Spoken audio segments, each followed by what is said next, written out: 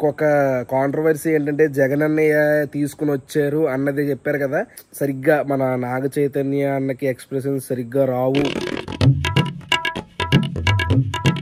Hi Maya, hello, నమస్తే, అస్సలాం వాలేకుమ్, welcome welcome welcome to the new blog. Maya, మా ఆఫియాది ఊరు నుంచి వచ్చిందంట బుట్టది, దాని దగ్గరికి వెళ్తున్నాను. టైం వచ్చి సాయంత్రం 5 అవుతుంది. ఇప్పటిదాకా ప్యాకింగ్లు, పచ్చళ్ళన్నీ ఏవైతే ఆర్డర్లు ఉన్నాయో అవన్నీ పంపించేసి ఇప్పుడే బ్లాగ్ స్టార్ట్ చేస్తున్నా.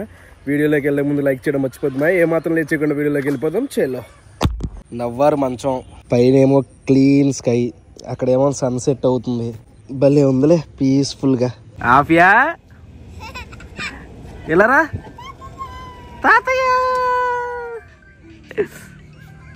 ఇలారా.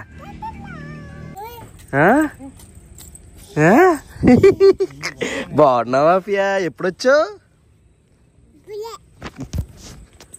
ఇప్పుడే వచ్చావా? ఎలా వచ్చావు? అయ్యో పడిపోతావు. అయ్యో అయ్యో అయ్యో అయ్యో చెయ్యాలి పెద్ద కిందకి. అమ్మా బట్టలు బాగున్నాయి ఆఫియా, బట్టలు బాగున్నాయి. ఎవరు కొన్నారు? అబ్బువా? అబ్బు కొన్నాడా? చాలా బాగున్నాయి ఆఫియా. బొమ్మ ఏది? ఏది? ఏం బొమ్మ అది? పువ్వా? ఆహా, స్నానం చేసావా? నిజం చెప్పు. చేయలేదు కదా? చేయలేదు కదా? ఎప్పుడు చేసావు? అమ్మ చేయించిందా? ఎప్పుడు చేయించింది?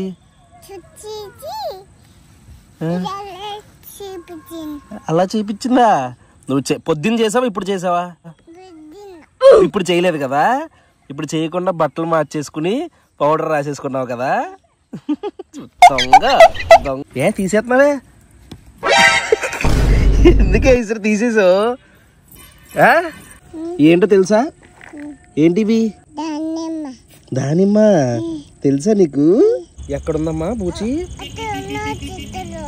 చెట్లో ఉందా? నువ్వెప్పుడు చూసావు? ఇందాక వచ్చేసిందా? మరి నీకు కనిపించిందా? మరి ఏమన్నావు నువ్వు దాన్ని? భూ అన్నావా? భయపడిందా? పారిపోయిందా? మళ్ళీ ఒకసారి పిలువు. పిలువు బూచి, పిలువు బూచి అని పిలువు. బూచి, మీ చుట్టాలేంటే బూచి? నువ్వు పిలవగానే వచ్చేద్దా? ఈరోజు రాత్రికి వచ్చేద్ది అయితే నీ దగ్గరికి వచ్చేద్ది. నీ ఫ్రెండ్ వస్తుందా? ఎవరు నీ ఫ్రెండ్? నువ్వు బూచి, అది బూచేరా? అయ్య బాబా, ఇద్దరు బూచులేనా? నాకు భయం వేస్తుంది ఆఫియా. మీరిద్దరు నన్ను ఏం చేయరుగా? ఏం చెయ్యరుగా? ఏం చెయ్యకండి. రమ్మను నీ ఫ్రెండ్ని రమ్మను.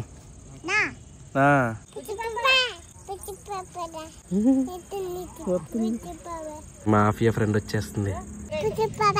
పుచ్చిపదా రావట్లేదు ఏంటే? పిలువు, మళ్ళీ పిలువు ఈసారి. మీ ఫ్రెండ్ కాదు కదా? మీ ఫ్రెండ్ కాదు కదా? నువ్వు పిలిస్తే రావట్లేదు. నీకు చాక్లెట్ వచ్చేసింది, చాక్లెట్ వచ్చేసింది.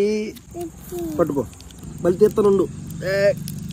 అబ్బా, నా చెయ్యి కరిసేవేంటే? దాన్ని తీయకుండా తిను. పేపర్తో తినేస్తున్నావే. మాఫియా ఫ్రెండ్ బాయ్ చెప్పాలకి. బాయ్, మళ్ళీ చెప్పు బాయ్. బాయ్ నోటుతో చెప్పాలి, నోటుతో బాయ్ బాయ్. తండేల్ మూవీకి వెళ్తున్నాం అయ్యా. కొంతమంది బాగుంది అంటున్నారు, కొంతమంది బాగలేదు అంటున్నారు. ఈ మధ్యన కాంట్రవర్సీ కూడా నడుస్తుంది కదా. అది ఏంటది? పైరసీ రిలీజ్ అయిపోయింది కదా. అదేంటో గీతా ఆర్ట్స్ వాళ్ళదే పైరసీ వెళ్తుంది. అందుకనే మనం మూవీ ఎథిక్స్, మనం మూవీ ప్రియులం కాబట్టి ఆ పైరసీ వచ్చిందని తెలిసినా సరే అది చూడకుండా సినిమా హాల్కి వెళ్తున్నాం. తర్వాత రేపు ఎల్లుండ ఏంటది లైలా మూవీ. లైలాకి వైఎస్ఆర్సీపీ కాంట్రవర్సీయే. ఇది ఏంటిది తండేలు కూడా వైఎస్ఆర్సీపీ కాంట్రవర్సీయే. వెళ్ళి సినిమా ఎలా ఉందో చూద్దాం. నిజంగా బాగుందా, నిజంగా బాగాలేదు. ఎందుకంటే మిక్స్డ్ టాక్ నడుస్తుంది. టికెట్లు తీసేసుకున్నాం. 150 రూపాయలు ఒక టికెట్ వచ్చి వాళ్ళకి రాగానే స్టార్ట్ చేశారు.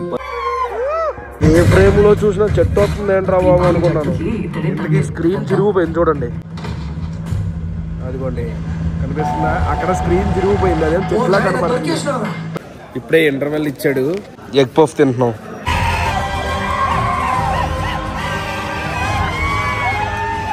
ఇప్పుడే సినిమా అయింది, ఇంటికి వచ్చాను.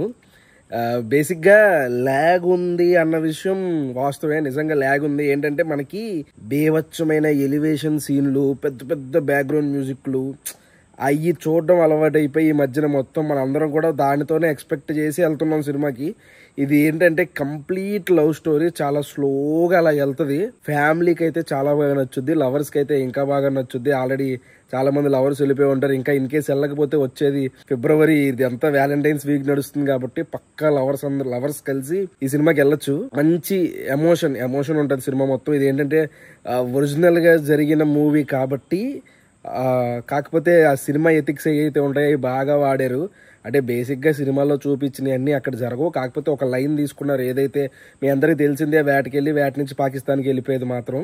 అయితే పాకిస్తాన్ సీన్స్ ఉంటాయి మాయా, కొన్ని సీన్స్ నిజంగా గూస్ బంప్స్ వస్తాయి. అక్కడ పాకిస్తాన్ లో ఉన్న ఖైదీలకి మన ఇక్కడ నుంచి ఇండియా వాళ్ళకి అక్కడ మన ఇండియాని అవమానించే సీన్లు లాంటివి ఉంటాయి. అందులో పెర్ఫార్మెన్స్ అయితేనేంటి, ఒక బుడ్డోడి క్యారెక్టర్ ఉంటుంది అనమాట, ఆడికి చిన్న ఇన్సిడెంట్ ఆవిడ జరుగుద్ది. అది కానీ నిజంగా ప్రతి ఒక్కరికి ఒక రకమైన చూస్తుంటే సీను, ఎలాంటి వాడికైనా సరే ఒక కోపం, కసి, చిరాకు వచ్చేస్తుంది అనమాట పాకిస్తాన్ వాళ్ళ మీద. పాకిస్తాన్ అనేవాళ్ళు ఇది ఒక సెన్సిటివ్ టాపిక్. పాకిస్తాన్ అనేవాళ్ళు ముస్లిమ్స్.